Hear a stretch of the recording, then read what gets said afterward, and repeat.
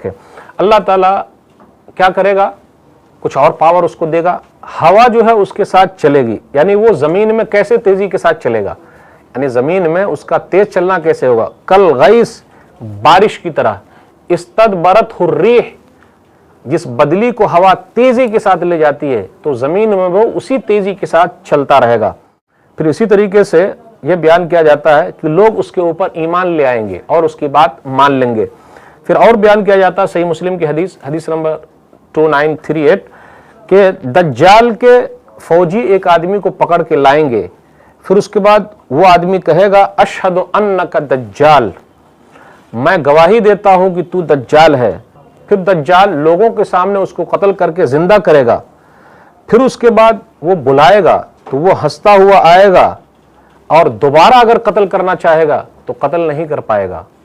तो ये जो पक्के मोमिन है वो आराम से रहेंगे, क्योंकि उन्होंने अहादीस में उसकी निशानियां देख ली है, इसलिए वो आराम के साथ रहेंगे। फिर उसके साथ जमीन के अंदर से जितने खजाने हैं वो निकलेंगे, कयासिब नहल, शहद की मक्खी की तरह खजाने उसके साथ चलेंगे। वो आसमान से कहेगा बारिश नाजिल कर, बारिश बरसा, आसमान बारिश बरसा देगा। वो जमीन से कहेगा पौधा उगा, खेतियां उगा, जमीन जो है वो उगा देगी। फिर इसी तरीके से वो खजानों के पास से गुजरेगा, जमीन से कहेगा खजाना निकल, खजाना जो है वो निकल कर और शहद की मक्खी की तरह उसके साथ चलता रहेगा। तो ये कुछ तरीके ऐसे हैं कि वो लोगों के सामने जिक्र करेगा, और उस जमाने में ये हालत हो जाएगी कि छोटे छोटे अनार जो है वो बड़े बड़े नजर आएंगे। फिर इसी तरह आदमी बकरी का दूध निकाले या फिर इसी तरह ऊंट का दूध निकाले, वो कई लोगों के लिए फायदेमंद है। एक वक्त ऐसा आएगा, उसी के जमाने में ऐसा होगा कि अनार के जो पत्ते होंगे वो बिल्कुल सायादार की तरह हो जाएगा, आदमी आराम से रहेगा, और कुछ दूध जो है वो कई लोगों के लिए काफी हो जाएंगे, परेशान होने की लोगों को जरूरत नहीं है। तो वो अपने जमाने में बहुत सारी चीज लोगों को दिखाता रहेगा, और ये क़यामत की एक निशानियों में से एक बड़ी निशानी है, और ये लोगों की आजमाइश में से एक बड़ी आजमाइश है। उसके बाद क्या होगा, अब दज्जाल के बारे में ये बताया गया। अब दज्जाल से बचना कैसे है, क्या सूरत हो सकती है कि दज्जाल से बचा जाए। एक हदीस के अंदर आया, आदमी को चाहिए कि उस वक्त अल्लाह पर भरोसा करे, जब ऐसे दौर आ जाएं, ऐसी आजमाइश आ जाए तो उसे अल्लाह पर भरोसा करना जरूरी है। एक हदीस पर गौर करें, मुस्नद अहमद जिल्द नंबर 5 सफ़ा नंबर 372 पर एक हदीस आई है, हदीस नंबर 23159, कि वो कहेगा अना रब्बुकुम, मैं तुम लोगों का रब हूं। तो बहुत सारे लोग तो मान लेंगे कि वाकई ये अल्लाह है, वाकई ये रब है, क्योंकि वो चीजें दिखा रहा है जो अल्लाह के बस में है, लेकिन अल्लाह ताला उसको पावर दे देगा। जैसे बारिश हो रही है, फिर इसी तरीके से जमीन से पौधे उग रहे हैं, खजाने साथ में चल रहे हैं, तो लोग मान जाएंगे। बहुत सारे लोग जिसका ईमान पक्का नहीं हुआ वो मान जाएंगे। तो वो ये कहेगा अना रब्बुकुम, मैं तुम लोगों का रब हूं, तो बहुत सारे लोग रब मान जाएंगे। लेकिन उस जमाने में उस वक्त ईमान को बचा करके रखना काफी अहम होगा। जो ईमान को बचा करके रखेंगे वो लोग ये कहेंगे, क्या कहेंगे, फमन काला, तो जिसने ये कहा लस्ता रब्बना, तू हमारा रब नहीं है, लाकिन रब्बुनल्लाह, लेकिन हमारा रब अल्लाह है। तो ऐसे दौर में एक अल्लाह की गवाही देना ये पक्के मोमिन की निशानी होगी, और ऐसी बात करना ये पक्के ईमान वाले की निशानी है। अलैहि तवक्कलना, हम तो उसी पर भरोसा किया है, यानी अल्लाह ही पर हमारा भरोसा है। व इलैहि अनबना, और हम उसी की तरफ रुजू होने वाले हैं। नऊज़ु बिल्लाहि मिन शर्रिक, हम अल्लाह की पनाह में आते हैं तेरे शर से, हम अल्लाह की पनाह मांगते हैं। तो जब वो मोमिन आदमी उस वक्त ऐसा करेगा तो उसका बस चलने वाला नहीं है। नबी सल्लल्लाहु अलैहि वसल्लम फरमाते हैं लम यकुन लहु अलैहि सुल्तानुन, फिर उसके ऊपर दज्जाल का बस नहीं चलेगा। दज्जाल चाहेगा कि उसको मार दे, उसको कत्ल करे, तो वो कत्ल नहीं कर पाएगा। पहले तो लोगों को बताया था, देखो मेरे अंदर कितना पावर है, मैंने ऐसा किया है।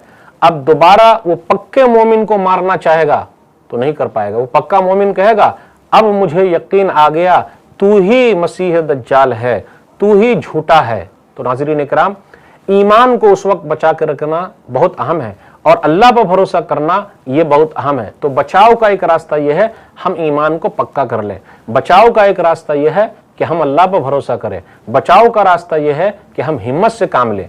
अगर उस वक्त हिम्मत से काम लेंगे तो बड़ा फायदा।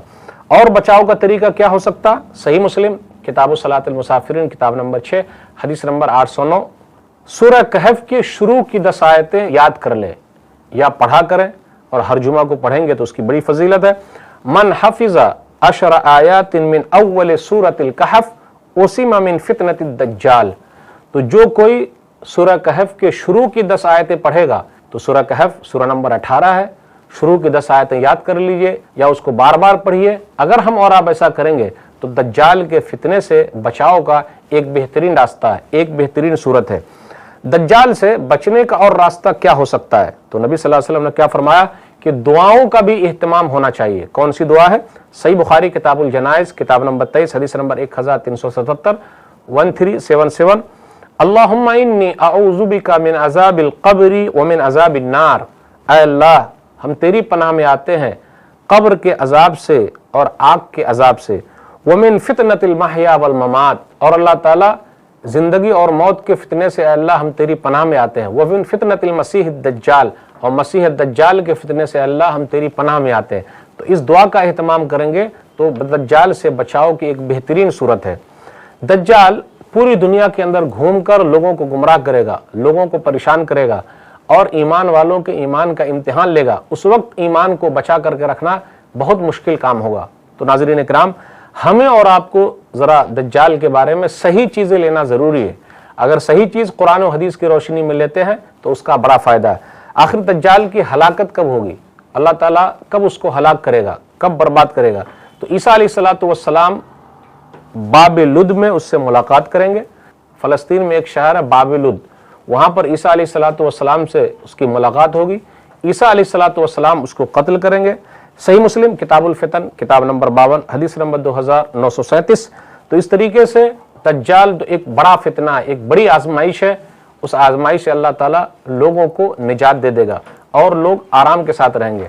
تو ناظرین کرام، یہ بتانا مقصود ہے قیامت آنے والی ہے، اور قیامت سے پہلے اللہ تعالیٰ بہت ساری نشانیاں ہمیں اور آپ کو دکھائے گا۔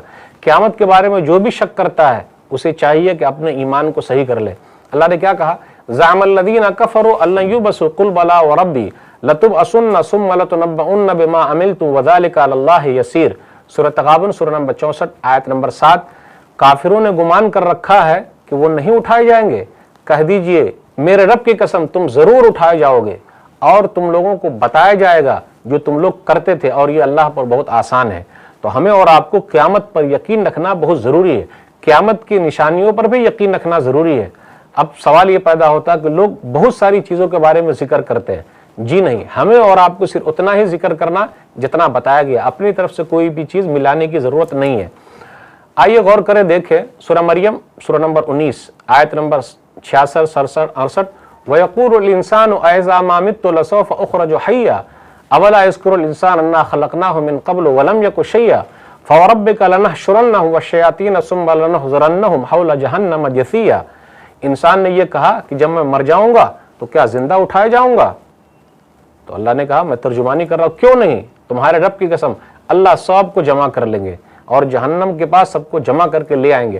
تو اللہ کے لیے آسان ہے۔ تو قیامت آنے سے پہلے اللہ تعالیٰ بہت ساری نشانیاں دکھائے گا۔ آخر اللہ تعالیٰ یہ نشانیاں دکھا کر کیا بتانا چاہتا ہے؟ تو آپ ایک چیز یاد رکھیے، جب ہم اور آپ کوئی چیز کو دیکھتے ہیں تو دیکھنے کے بعد ایمان اور پکا ہو جاتا ہے۔ ایمان جب پکا ہو جاتا ہے تو عبادت میں بھی مزہ آتا ہے۔ آپ اس آیت پر غور کر لیں، اس لیے اللہ تعالیٰ بہت ساری نشانیاں دکھائیں گے۔ سورہ بقرہ سورہ نمبر 2 آیت نمبر 260، وَإِذْ قَالَ إِبْرَاهِيمُ رَبِّ أَرِنِي كَيْفَ تُحْيِي الْمَوْتَى قَالَ أَوَلَمْ تُؤْمِنْ قَالَ بَلَىٰ وَلَٰكِن لِيَطْمَئِنَّ قَلْبِي قَالَ فَخُذْ أَرْبَعَةً مِّنَ الطَّيْرِ فَصُرْهُنَّ إِلَيْكَ ثُمَّ اجْعَلْ عَلَىٰ كُلِّ جَبَلٍ مِّنْهُنَّ جُزْءًا ثُمَّ ادْعُهُنَّ يَأْتِينَكَ سَعْيًا۔ کہ ابراہیم علیہ السلام نے کہا میرے رب مجھے تو دکھا دے تو مردے کو کیسے زندہ کرتا ہے۔ تو اللہ نے کہا کیا آپ کو ایمان نہیں ہے، کیا آپ ایمان نہیں رکھتے؟ تو ایمان رکھنا ضروری ہے، اس لیے اللہ تعالیٰ نشانیاں دکھاتا ہے۔ تو ابراہیم علیہ السلام نے کہا میرے دل کے اطمینان کے لیے۔ تو جب ابراہیم علیہ السلام کا ایمان ایسا ہے تو وہ اپنے دلی اطمینان کے لیے اللہ تعالیٰ سے ایسا مانگتے ہیں، تو ہمیں اور آپ کے سامنے جو نشانیاں ظاہر ہو رہی ہے تو یہ تمام نشانیاں جو ہے پکے اسلام کی طرف ہمیں لے جا رہی ہے۔ یہ تمام نشانیاں ہمیں یہ بتا رہی ہے کہ ایک آخری دن آنے والا ہے، اور وہ جب آخری دن آ جائے گا تو پھر کوئی چیز یہاں بچے گی نہیں۔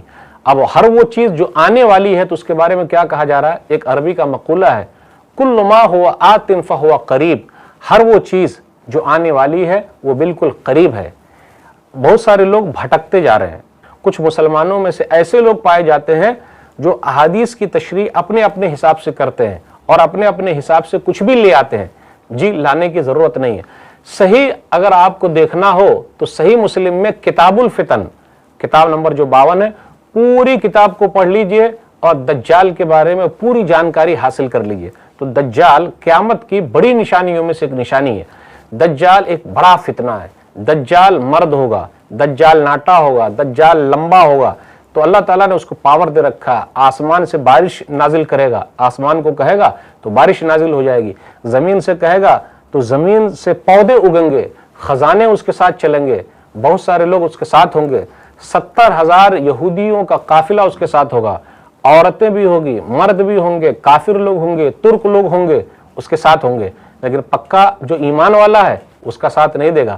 پکا ایمان والا یہ کہے گا مجھے یقین ہو گیا کیونکہ تو نے قتل کیا، مجھے یقین ہو گیا، پھر دوبارہ قتل کرنا چاہے گا تو وہ قتل نہیں کر پائے گا۔ تو ناظرین اکرام، تمام نبیوں نے، تمام رسولوں نے اپنی اپنی قوم کو دجال کے فتنے سے محفوظ رکھنے کے لیے کہا ہے، دجال کے فتنے سے بچانے کی کوشش کی ہے اور دجال سے ڈرایا ہے۔ اس لیے ہم اور آپ بھی اس سے ڈرے، اس سے بچاؤ کی تدبیر کریں۔ تو یہ چند باتیں میں نے آپ کے سامنے رکھی قرآن اور حدیث کی روشنی میں، اس لیے صحیح احادیث کی روشنی میں صحیح معلومات آپ تک گئی ہے۔ ہم اور آپ اللہ تعالیٰ کا شکر ادا کریں اور دجال کے بارے میں جو صحیح نشانیاں اس کو یاد رکھیں تاکہ ہم اور آپ اس کے فتنے سے محفوظ رہیں۔ اللہ تعالیٰ ہم لوگوں کو دجال کے فتنے سے محفوظ رکھے، اللہ تعالیٰ ہم لوگوں کو ایمان پر ثابت قدم رکھے، خاتمہ جب ہو تو ایمان پر ہو۔ آمین وآخر دعوانا الحمدللہ رب العالمین، وصلی اللہ علی نبینا محمد وآلہ وصحبہ اجمعین، والسلام علیکم ورحمۃ اللہ وبرکاتہ۔